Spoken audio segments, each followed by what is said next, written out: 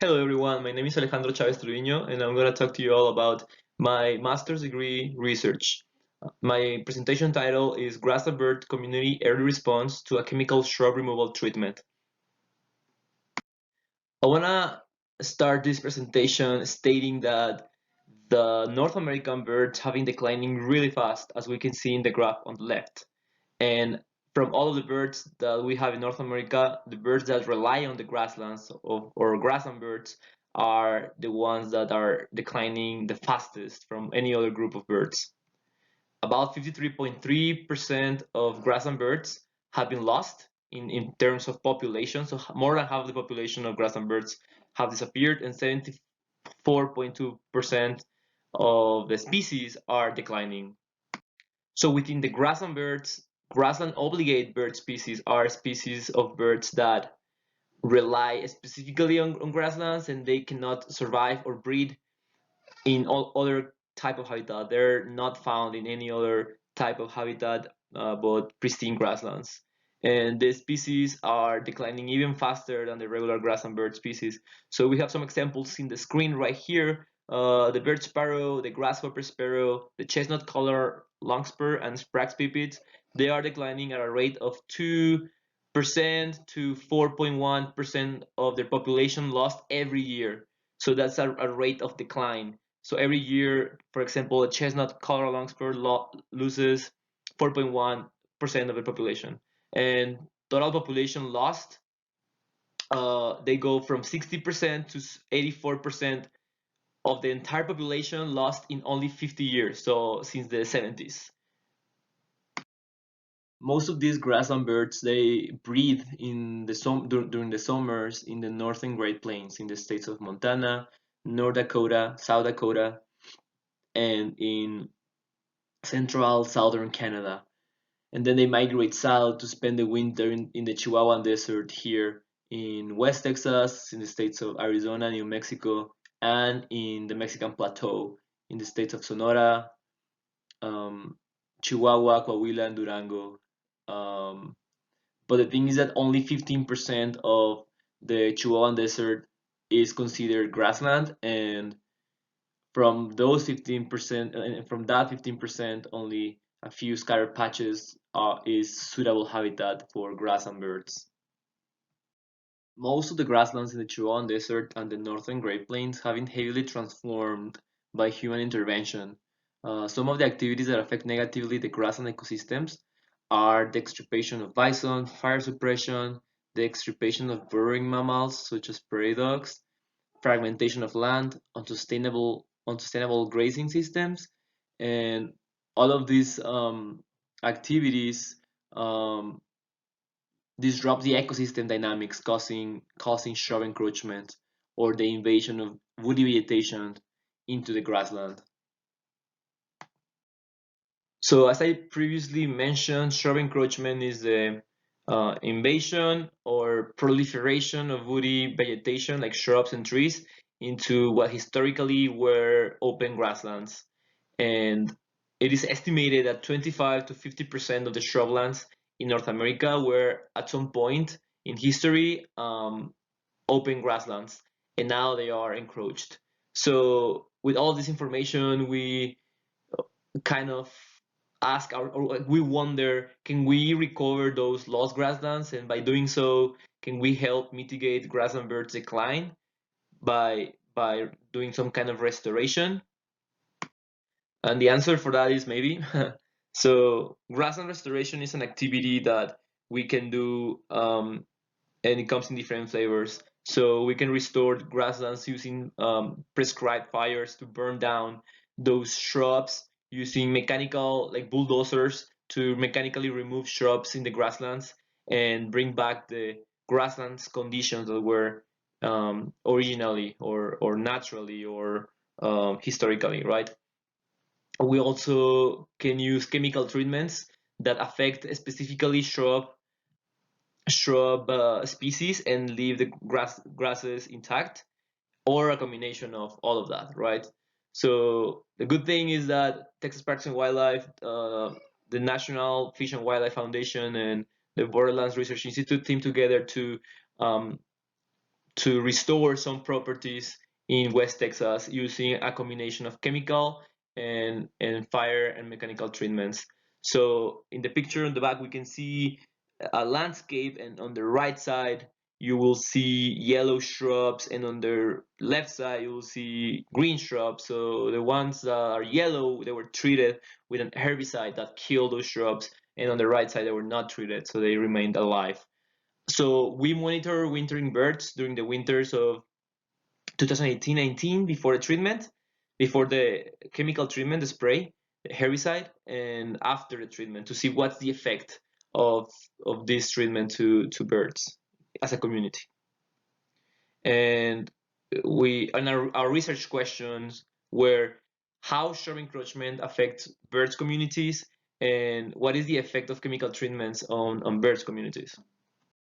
So the objectives of this work, of this research, were to compare the wintering bird density, diversity, and dissimilarity before and after the chemical treatment for shrub removal. And also we compared the same three indexes between grassland control sites and shrub encroach sites. Our study site was a private property, a ranch in the Trans-Pecos region of Texas in Presidio County. The property lays within the Grassland Priority Conservation Area in Marfa. And in the summer of 2019, about 6,000 acres were treated with Sendero de Remedy Doe, which is an herbicide that specifically kills invasive honey mosquito. So our study design, first we stratified or delimited two different areas, a grassland control and a shrub encroach area. Within the shrub encroach area, only one part of this area was sprayed with the herbicide.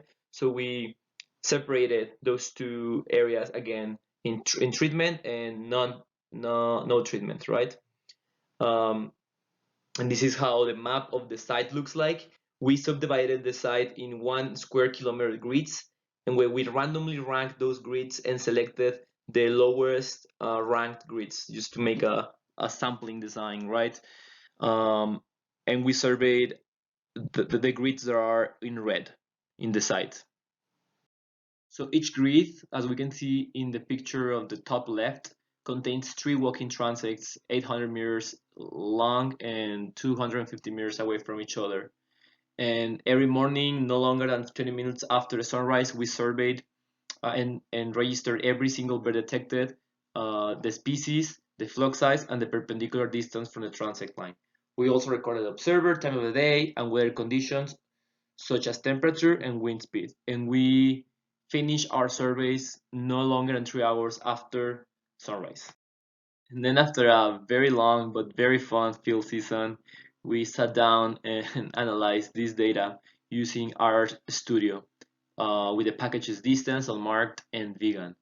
To estimate density per species, we use a multivariable distance sampling approach, and we fitted a detection function per species with more than 50 detections. We also estimated the effective diversity using the Hills numbers, and we estimated diversity in 3 different levels, alpha, beta, and gamma diversity. We also estimated the pairwise dissimilarity between strata using the package vegan, and finally, to visualize this dissimilarity in the community, I perform a canonical analysis of principal components. So at the end, we ended up performing 530 line transects and survey a distance of 387 kilometers, and detected a total of more than 20,000 birds from 66 different species. So our results show greater densities of grassland birds in the grassland strata and very low densities in the shrub encroach sites. Of course, that's pretty obvious. And it's the opposite effect for other kind of birds, which are birds that are related to the shrublands.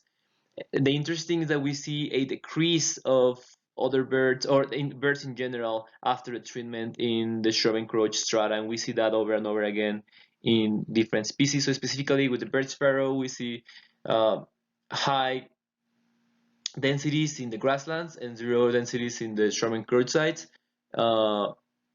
Black-throated sparrows that were very abundant in the shrub encroach sites because they prefer um, to live in areas with high shrub cover. But we see this decline again.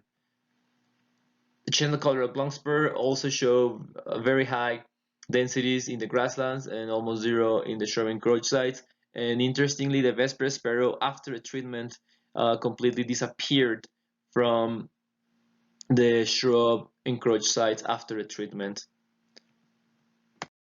So in terms of diversity, the alpha diversity or local diversity decrease after the treatment. So we can see here and here a decrease in the number of species detected after a treatment. But this effect was not seen in the as in the gamma diversity, like landscape diversity at a landscape level. So we see that the diversity remains pretty much similar.